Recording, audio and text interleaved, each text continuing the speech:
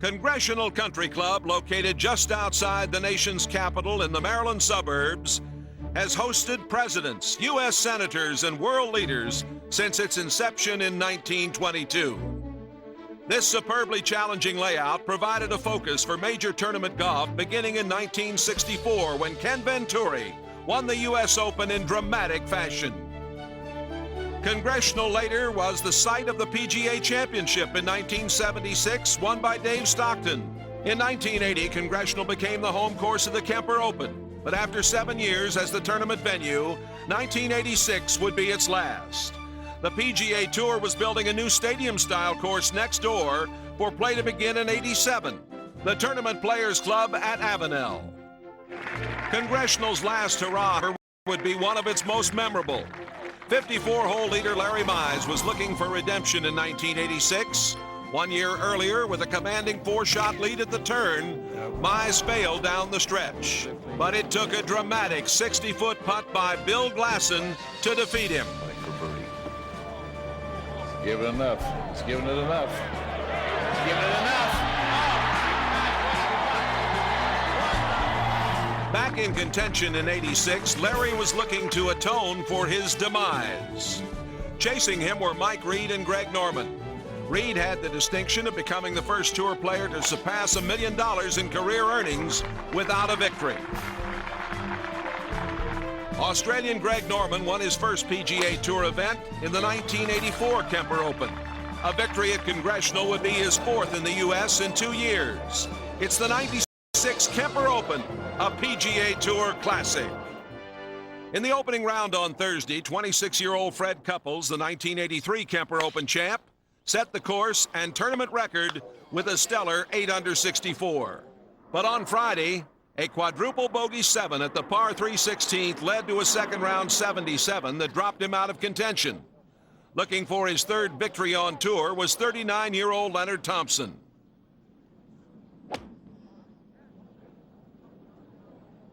The 16-year veteran followed up an opening round 68 with a 2 under 70 to take the early clubhouse lead at 6 under. Okay. See you. Mine, please, Bob. This is, in many ways, a rather sentimental tournament because next year there is a TPC, or Tournament Players Club course, being built across the road, and that's where the tournament will be next year. The property at Avenel is a piece of property that doesn't come along very often to build a golf course. It's very rolling terrain. We had water. We had quite a few streams through the golf course. We had wooded area. We had open area. I think we really had everything that you need to work with to build a great golf course. I think at Avenel, what we tried to do more than anything else was create more gambling holes than you normally see on a golf course. So I think that the degree of difficulty at Avenel is probably medium to medium tough as far as our tour standards go, but there will be a lot of birdies made and a lot of bogeys made.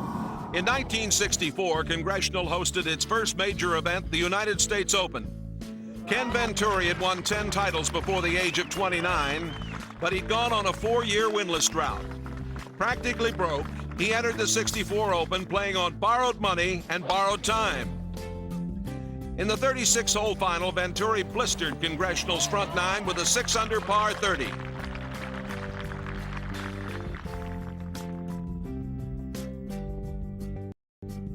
And Venturi makes the birdie 4. He goes into the lead, 1 stroke ahead of Jacobs. 6 under par going to 17, and I got about a 12-footer, and I could buy only a foot, maybe a foot and a half. And I started shaking so bad, and I couldn't draw. I mean, I couldn't make it. I didn't know what was wrong. I stopped sweating and everything, and dizzy. I missed the putt, and I missed a 3-footer at 18 to finish bogey for 66. Venturi was suffering from heat exhaustion. Dr. Everett laid me down, and he tells the story. I don't know, and I don't recall. He said, I recommend, Ken, you don't go out. It could be fatal. You could die. And he said, my words to him was, it's better than the way I've been living, Doc. Dazed and confused, Venturi ignored the doctor's warning and played flawlessly to win one of the most dramatic opens in championship history.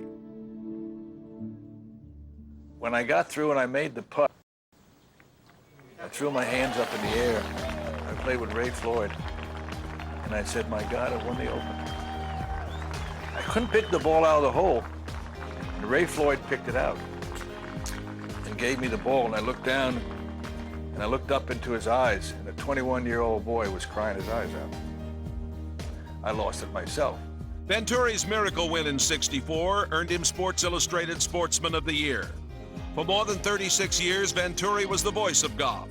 He broadcast his last event in 2002 at the Kemper Open. And over to the 18th. Curtis Strange, who is 3 under, 4 under today. 1985 PGA Tour leading money winner Curtis Strange was in the hunt. This brilliant approach at 18 got him to 4 under for 2 days, 3 back of the lead. Defending Kemper Open champion Bill Glasson, who won here in '85 with a dramatic birdie putt at 18, must like Congressional hole. But not nearly as much as Gary McCord likes his wardrobe. I like the outfit. You want to tell us a little new wave? Pants are a little long. Well, Little- you know, I didn't have time to hem them, so I had to roll them out. Oh, you do have a roll.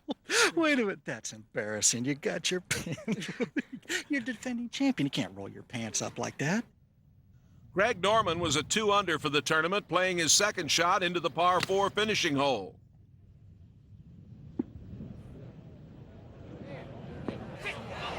Good shot. Look out, look out. That's too good a shot to lose. Whoa. Look out, hold up.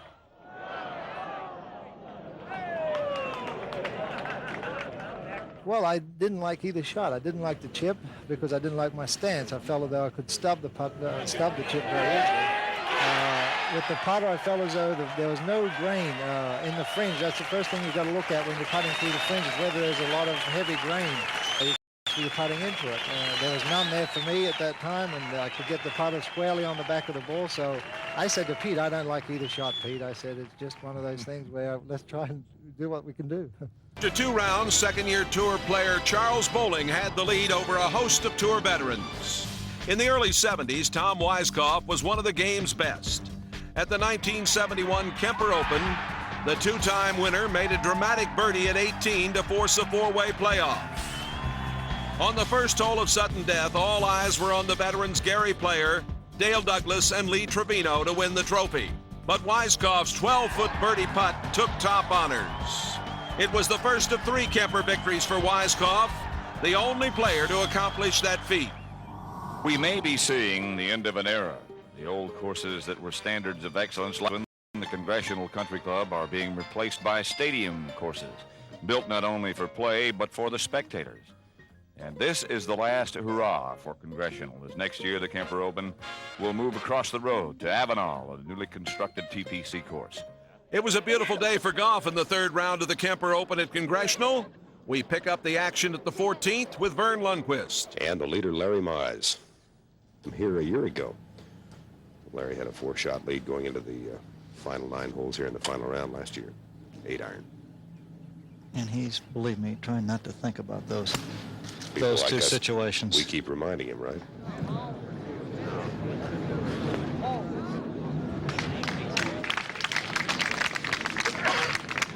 For the 15th. Greg Norman from about 4 feet for birdie to move 6 under.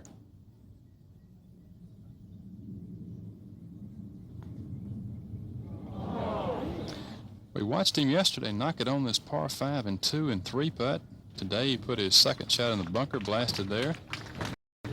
This hole has his number. But never count out the swashbuckling Aussie. That's Greg Norman in the bunker, to the right and behind the 18th green. That is a problem right there. He hit a hot shot coming right down here, didn't grab and went in the bunker. But what I'll tell you, I'm going to tell you what. That's talent right there. That's called improvising.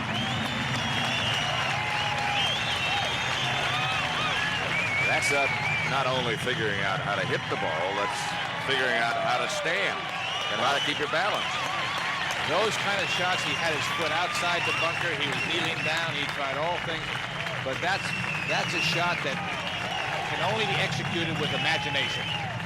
Over to the final group at the par 5 15th. Mike Reed set to play from about 85 yards. Mike's about to win $1 million without having won a golf tournament. He's at about $956,000.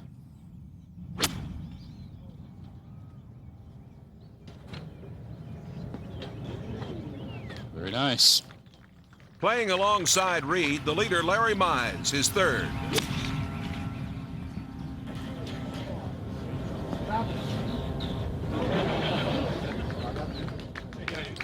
Mike Reed to pull within one of the lead of his fellow competitors. Is it enough? Yes! Just crawled in the lower edge. So Mike Reed moves to 8 under. And Larry Mize almost on the exact line of Mike Reed.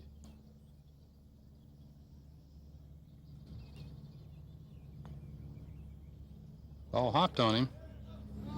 Just enough to lose the speed and the line.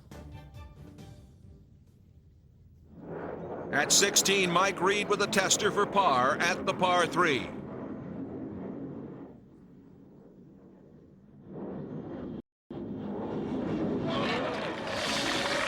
Bring around the collar, bring around the collar.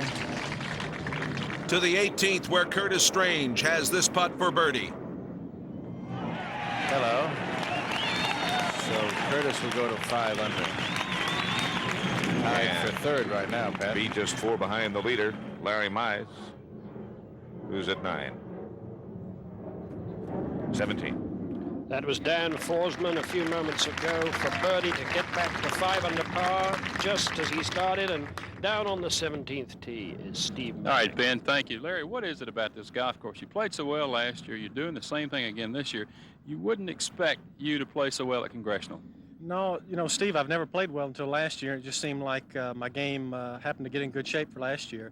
And, you know, I feel good with my game again. And, you know, the disappointment here last year, I guess that gives me a little added incentive. I'd really like to win here. You look a little determined. Well, I'm gonna give it my best shot. All right, Larry, thanks. Thank Good you. luck. To 18. And up at the top of the hill looking down, Leonard Thompson, 175 yards away. Probably made one of the biggest swing changes I've ever seen a player do out here in many, many years. Doesn't look like the same individual. No. Now it does. Coming right at you. Come back. Oh, look out, water. Over in the woods, Dan Forsman with a lot of problems. He's just going to have to pitch out. He has no chance of making the green. I will go out on a limb there, but he's just going to pitch it out and leave himself a wedge if he can to the green.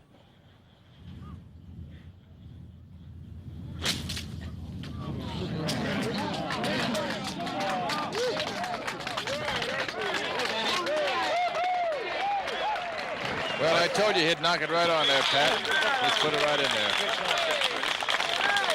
He can't believe it. I know I can't. That's a pretty good shot. Shoot.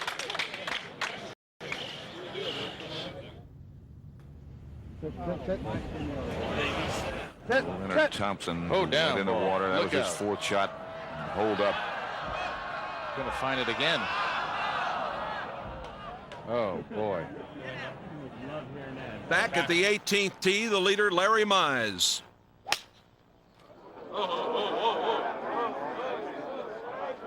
He's pushed it into the trees right. His only recourse is to punch it out back into the fairway.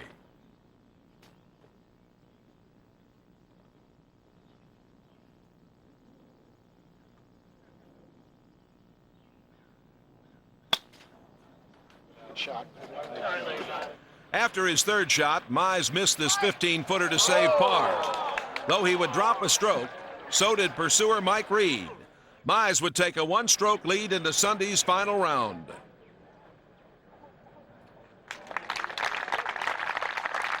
I guess it wasn't too bad. I was a little disappointed in the back 9. I hit the ball a little worse, and I didn't putt very well at all. How's it feel being in the lead? Well, you know, it's a good feeling, but, you know, we got 18 more holes, and I've got to come out and play good tomorrow and see if I can win this thing. Can Mize erase past demons and win at Congressional? The final round of the '86 Kemper is next on PGA Tour Classic.